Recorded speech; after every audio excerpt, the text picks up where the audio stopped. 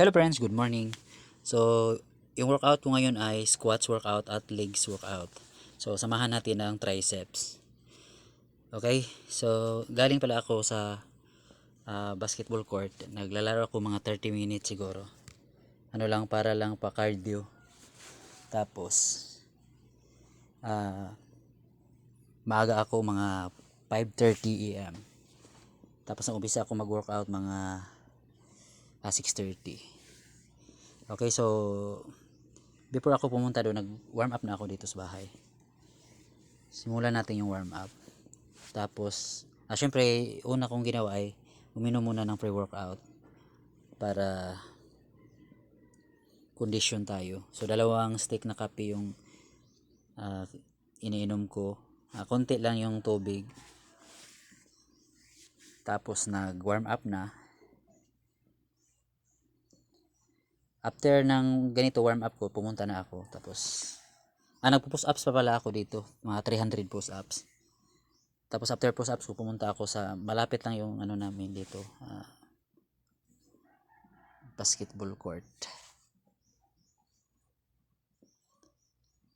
Pagkatapos ko doon sa 30 minutes sa basketball, bumalik ako sa bahay, tapos nag push ups, finishing push ups ang ginawa ko.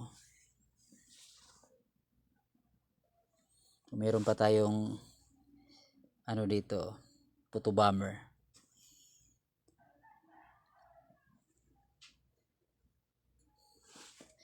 Inuna ko pala yung dumbbell para sa ating squats.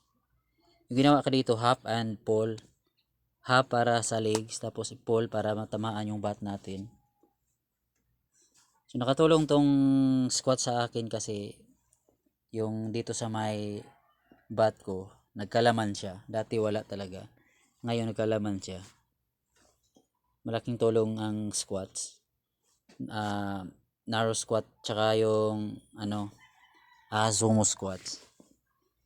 Sinunod ko yung barbell na DIY. So, 3 sets yung ginawa ko. Sa repetition, hindi ko na binilang. At least, naka 3 sets ako. Kung medyo kaya pa, patuloy. Pero kung hindi na kaya, pwede nang babaan natin.